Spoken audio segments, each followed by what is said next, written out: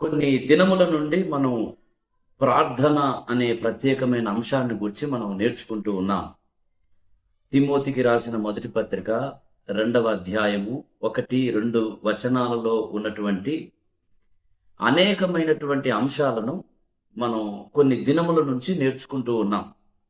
పౌలు భక్తుడు ప్రత్యేకంగా ఈ భాగంలో మనం గమనించినట్లయితే ప్రార్థన అన్నిటికంటే ప్రాముఖ్యమైనదని చెబుతూ చేయవలసిన ప్రార్థనలో 2 ప్రాముఖ్యమైన అంశాలను ఎత్తి చెబుతున్నట్లుగా మనం గమనించాం. గత దినాలలో చేయవలసిన ప్రార్థన అంశాలలో మొట్టమొదటిది సంఘము కొరకు మనం అత్యవసరముగా ప్రార్థన చేయాలని నేర్చుకున్నాం. రెండవది సమాజము కొరకు కూడా మనము అత్యవసరముగా ప్రార్థన చేయవలనని నేర్చుకున్నాం.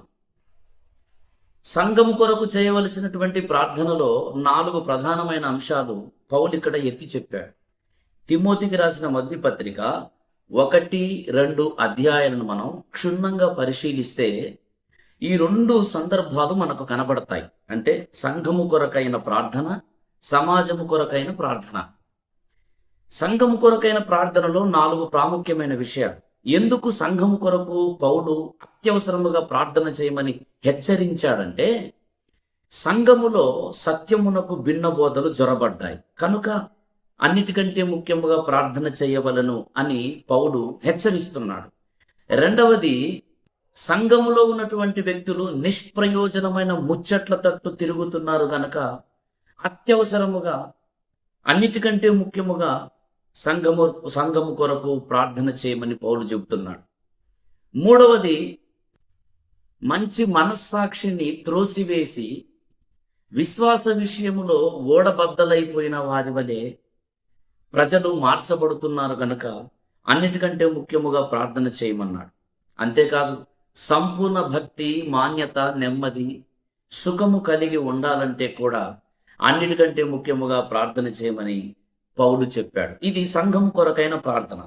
ఇకపోతే రెండవది, సమాజము కొరకు కూడా ప్రార్థన చేయమన్నాడు. సమాజము కొరకు చేయమని చెప్పిన ప్రార్థనలో ఒకటి, రాజుల కొరకు, అధికారుల కొరకు చేయమన్నాడు. ఎందుకంటే ప్రజలు నెమ్మది, సుఖం, సంపూర్ణ భక్తి కలిగి ఉండాలంటే అధికారుల కొరకు ప్రార్థించవలసిన అవసరత ఎంతైనా ఉంది. అధికార వర్గాలలో దుష్టుని యొక్క కార్యాలను, దుష్టుని యొక్క తంత్రములను మనము ప్రార్థన ద్వారా ఛేదించినట్లయితే గనక రాష్ట్రాలు సుభిక్షంగా ఉంటాయి. ప్రజలు శాంతితో, నెమ్మదితో, సుఖాన్ని అనుభవిస్తారు. కాబట్టే అధికారుల కొరకు, రాజుల కొరకు ప్రార్థన చేయమని సమాజ విషయంలో పౌలు నొక్కి వక్కానిస్తూ ఉన్నాడు. దానిలోనే మనుషులందరూ రక్షణ పొందాలని కూడా ప్రార్థన చేయమని పౌలు చెబుతున్నాడు. ఇకపోతే మూడవది, సమాజము కొరకైన ప్రార్థనలో మనుషులందరూ సత్యమును గురించిన అనుభవ జ్ఞానం పొందాలని చెబుతున్నాడు. ఇలాగున ఈ మొదటి అధ్యాయము, 2వ అధ్యాయంలో సంఘము కొరకైన ప్రార్థన, సమాజము కొరకైన ప్రార్థనలో పౌలు ఇంచుమించు 7 విషయాలు చెబుతున్నాడు. ఈ అంశాలన్నీ నెరవేర్చబడాలంటే అన్నిటికంటే ముఖ్యముగా ప్రార్థన చాలా ప్రాముఖ్యం. వీటిని నీ గుండెల్లోనికి నువ్వు తెచ్చుకున్నట్లయితే అన్నిటికంటే ముఖ్యముగా ప్రార్థన అని నువ్వు చెప్పకనే గ్రహించగలుగుతావు. ఇక్కడ మనకు ఒక చిన్న సందేహం రావచ్చు. ఏమిటా సందేహం అంటే, ఇన్ని కార్యక్రమాలు, భిన్న బోధలు సంఘములో నుండి తొలగించబడాలి, నిష్ప్రయోజనమైన ముచ్చట్లు సంఘములో నుంచి తొలగించబడాలి, విశ్వాస సంబంధమైనటువంటి వ్యక్తులు సంఘములో స్థిరపరచబడాలి, సంపూర్ణ భక్తి, నెమ్మది, శాంతి సంఘములో విస్తరించాలి, అధికార వర్గాలలో, ప్రభుత్వాలలో సత్యము విషయమై, సువార్త విషయమై, క్రీస్తు విషయమైనటువంటి ఒక చక్కటి అవగాహన, చట్టాలు ఏర్పరచబడాలి, మనుషులందరూ రక్షణ పొందాలి, సత్యమును గురించిన అనుభవ జ్ఞానం పొందాలి అనేది కొన్నిసార్లు మనం ఆలోచిస్తే ఇది సాధ్యమేనా, ఇది జరిగేదేనా? సంఘములోనూ సమాజములోనూ ఈ కార్యాలన్నీ నిజంగా జరిగేవేనా? కొన్నిసార్లు ఈ విషయాలను ఆలోచిస్తూ ఉంటే ఇది శక్తికి మించినట్టుగాను అసాధ్యమని అనిపించేటట్లుగా మనకు కనిపిస్తుంది. నిజమే, మనుషులందరూ రక్షణ పొందడం అంటే సామాన్యమైన విషయమా?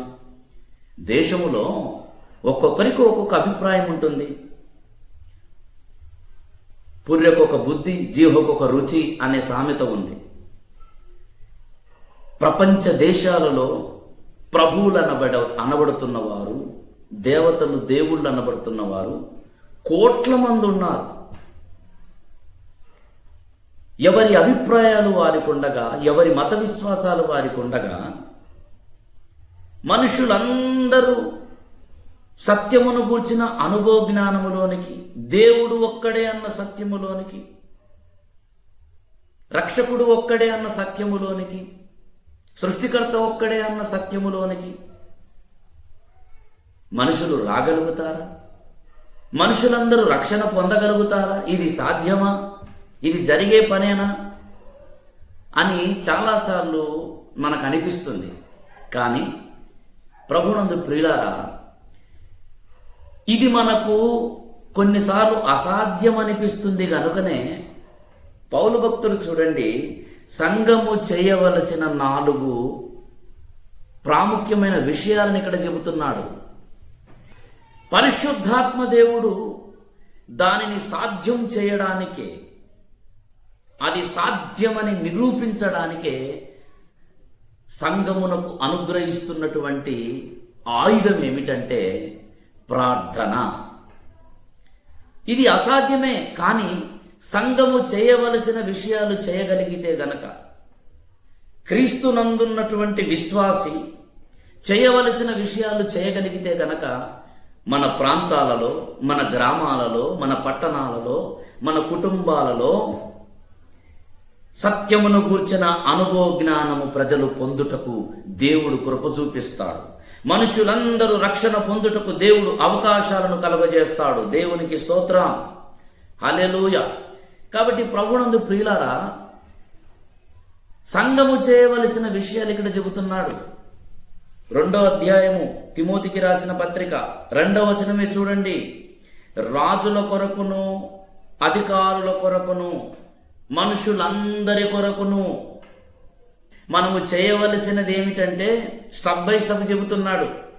చూడండి, విజ్ఞాపనములను, ప్రార్థనలను, యాచనలను, కృతజ్ఞతాస్తుతులను చేయవలెనని హెచ్చరించుచున్నాను అంటున్నాడు.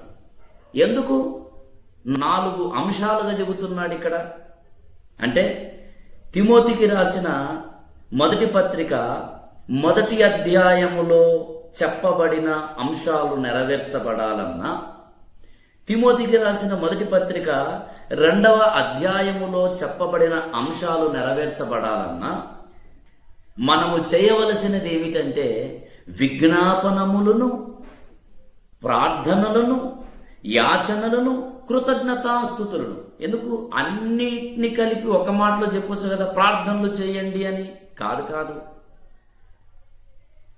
ప్రార్థనకు, విజ్ఞాపనమునకు, యాచనకు చాలా తేడా ఉంది. ప్రార్థన అనేది దేవునితో సహవాసం చేయడానికి ఉపయోగించిన పదం. విజ్ఞాపన అనేది దేవునికి మానవునికి మధ్యలో మధ్యవర్తిత్వం చేయటం విజ్ఞాపన. యాచన అనేది కార్యము జరిగేంత వరకు కూడా దేవుని యొద్దకు దీనులమై వెళ్ళి అడుక్కోవటం.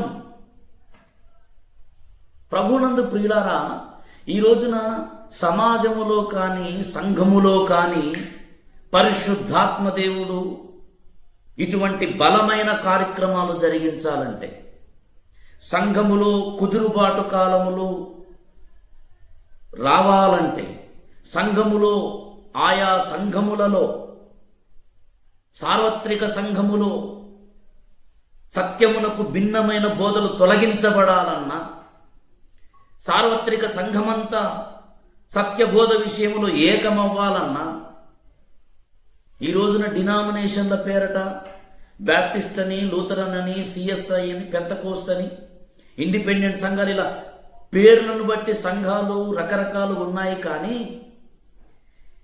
ఈ సంఘాలన్నిట్లలో సత్యబోధ నింపబడాలన్నా, వాక్య సారాంశమైనటువంటి ఉపదేశ సారం అన్ని సంఘములలోనికి సంపూర్ణముగా ప్రత్యక్షపరచబడాలన్నా, సమాజంలో ఉన్నటువంటి మనుషులందరూ, రకరకాల వర్గాలు, రకరకాల మత భావాలు కలిగినటువంటి వారందరూ కూడా రక్షణ పొంది సత్యమును గూర్చిన అనుభవ జ్ఞానం పొందాలన్నా, ప్రభునందు ప్రియులారా, మనము ప్రార్థన మాత్రమే చేస్తే సరిపోదు. విజ్ఞాపనము, యాచన చేయవలసినటువంటి అవసరత ఉంది. ఇది నీవు చేయగలిగితే గనుక పరిశుద్ధాత్మ దేవుడు కుమ్మరించబడతాడు. దేవునికి స్తోత్రం. సంఘములోను సమాజములోను ఇటువంటి బలమైన పెను మార్పు జరగాలంటే భూమి మీద యేసు క్రీస్తు రక్తము చేత కడగబడినటువంటి మనమందరము ప్రార్థనలు, విజ్ఞాపనలు, యాచనలు చేయాలి. ఇవి మనము చేయగలిగితే గనక దేవుడు యోవేలు ప్రవక్త ద్వారా ప్రవచించినటువంటి ప్రవచనమును ఈ కడవరి దినములలో, కడవరి వానాకాలమును పంపించి మనుషులందరూ రక్షణ పొందేటట్లుగా బలమైన కార్యము జరిగిస్తాడు. నీ ప్రాంతాలలో రక్షణ కార్యం జరుగుతుంది, కుటుంబంలో రక్షణ కార్యం జరుగుతుంది, గ్రామాలలో రక్షణ కార్యం జరుగుతుంది. ఈ రోజున చాలామంది మా ప్రాంతంలో రక్షణ కార్యం జరగటం లేదండి, నేను సంఘం ప్రారంభించి చాలా కాలం అయిపోయింది కానీ నూతన ఆత్మలు మందిరంలోనికి రావటం లేదండి అని చాలామంది అనుకుంటూ కృంగిపోతూ ఉన్నారు. పరిచర్య విషయంలో బలహీనులైపోతున్నారు. కానీ ఈరోజు ప్రభు మనతోటే మాట్లాడుతూ ఉన్నాడు. నీవు ప్రార్థన మాత్రమే చేస్తున్నావు, కానీ విజ్ఞాపనము, యాచనము చేయగలిగితే గనుక, సంఘము కొరకైన విజ్ఞాపన యాచన, సమాజము కొరకైన విజ్ఞాపన యాచన చేయగలిగితే గనుక పరిశుద్ధాత్మ దేవుడు సమాజములోను సంఘములోను ఈ రెండు అనుభవాలు జరిగించుటకు సిద్ధముగా ఉన్నాడు. సత్యమునకు భిన్నమైన బోధనను తొలగించి సార్వత్రిక సంఘమును ఏకము చేయడానికి సిద్ధంగా ఉన్నాడు. సమాజములో కూడా ఆయా మత విశ్వాసములన్నిటిలో నుండి రక్షకుడైన యేసు క్రీస్తు సత్యములోనికి నడిపించే కార్యమును చేయాలని పరిశుద్ధాత్మ దేవుడు సిద్ధంగా ఉన్నాడు. అయితే ఈ రోజున నీవు నేనే సిద్ధముగా లేము ప్రార్థన చేయడానికి, నీవు నేనే సిద్ధముగా లేము ప్రార్థన చేయడానికి, నీవు నేనే సిద్ధపడటం లేదు ప్రార్థన చేయడానికి. ఎన్నెన్నో మాటలు మాట్లాడుకుంటున్నాం, ఎన్నెన్నో వాటికి సమయం ఇస్తున్నాం. కానీ నువ్వు ప్రార్థన చేస్తున్నావా? ఉపవసించి నీ ప్రాంతం కోసం, ప్రజల కోసం విజ్ఞాపన చేస్తున్నావా? యాచిస్తున్నావా? చూడండి, ఇక్కడ ప్రార్థన అని ఏకవచనం అనట్లేదు, విజ్ఞాపన అని ఏకవచనం అనటం లేదు, యాచన అని ఏకవచనం అనటం లేదు. ప్రార్థనలు, విజ్ఞాపనలు, యాచనలు అంటే అర్థం ఏమిటి? ఒకసారి చేసి వదిలిపెట్టేది కాదు. కార్యము జరిగేంత వరకు పట్టు విడవకుండా పరిశుద్ధాత్ముని యొక్క బలమైన కార్యం సంఘములలోను, కుటుంబములలోను, సమాజములోను జరిగేంత వరకు కనిపెట్టుకొని ఉండటమే నీకు నాకు దేవుడు అప్పగించిన బాధ్యత. ఇటువంటి విధులలో నువ్వు ఉండగలిగితే దేవుడు చేయవలసినది ఖచ్చితముగా చేస్తాడు. ప్రభునందు ప్రియులారా, పరిశుద్ధాత్మ దేవుడు అందుకొరకే ఈ కార్యములను మనకు తెలియజేస్తూ ఉన్నాడు. ఈ చివరి దినములలో మనం ఇటువంటి బలమైన కార్యక్రమం కొరకు పూనుకుందాం. ఒకరోజు చేస్తే కాదు, 2 రోజులు చేస్తే కాదు. ప్రార్థనలు, విజ్ఞాపనములు, యాచనలు, కార్యములు జరిగేంత వరకు, పట్టణములలో ప్రజలు మార్చబడేంత వరకు పరిస్థితులను అనుమతించి నువ్వు ప్రార్థించినట్లయితే దేవుడు ప్రజలను దర్శిస్తాడు, నీ ప్రాంతాన్ని దర్శిస్తాడు, నీ కుటుంబాన్ని దర్శిస్తాడు. రక్షణ కార్యాన్ని జరిగించి దురాత్మ కార్యములను, అపవాది కార్యములను, తంత్రములన్నిటినీ ప్రార్థన ద్వారా దేవుడు తొలగించి బలమైన రక్షణ కార్యం జరిగించడానికి దేవుడు పూనుకుంటున్నాడు. కనుకనే మరొకసారి ఈ దినాన మనతో మాట్లాడుతూ ఉన్నాడు. విజ్ఞాపనములు 1 కాదు 2 కాదు, ఒకసారి కాదు 2 సార్లు కాదు, జరిగేంత వరకు దేవునికి మనుషులకు మధ్య వ్యక్తిత్వం భరించడం విజ్ఞాపన అంటే. మనుషుల భారములన్నిటిని దేవుని సన్నిధికి తీసుకుని వెళ్ళి గోజాడటం దేవుని సన్నిధిలో. ప్రార్థనలు 1 కాదు 2 కాదు, 1 రోజు కాదు 2 రోజులు కాదు, జరిగేంత వరకు యెహోవా చెవియొగ్గు వరకు ఆయనకు మొరపెట్టుదునంటాడు దావీదు. ఆయన చెవియొగ్గు వరకు ప్రార్థన చేయి, కృంగిపోవద్దు, బలహీనుడు అవ్వద్దు. ప్రార్థనలు, విజ్ఞాపనలు, యాచనలు మనము చేయగలిగితే గనక సంఘములోను సమాజములోను పరిశుద్ధాత్మ దేవుడి బలమైన కార్యం చేయడానికి పూనుకుంటూ ఉన్నాడు. ప్రభునందు ప్రియులారా, ఇక్కడ చెప్పబడుతున్న విజ్ఞాపనములు, ప్రార్థనలు, యాచనలు అనే ఈ మూడు అంశాలు ప్రభు చిత్తమైతే ఈ మూడింటిని రానున్న దినాలలో మనం ఒక్కొక్కటిగా నేర్చుకుందాం. ప్రార్థనలు, విజ్ఞాపనములు, యాచనలు ఎక్కడెక్కడ ఎవరెవరు ఏ ఏ సందర్భాలలో చేశారు, వాటి యొక్క ఫలితం ఏమిటో మనం క్రమేపీ అనేక సంగతులను మనం నేర్చుకుందాం. బైబిల్లో వీటికి సంబంధించిన ఉదాహరణలు ఎన్నో ఉన్నాయి. విజ్ఞాపన కర్తలు ఉన్నారు, ప్రార్థనా పరులు ఉన్నారు, యాచించిన వారు ఉన్నారు.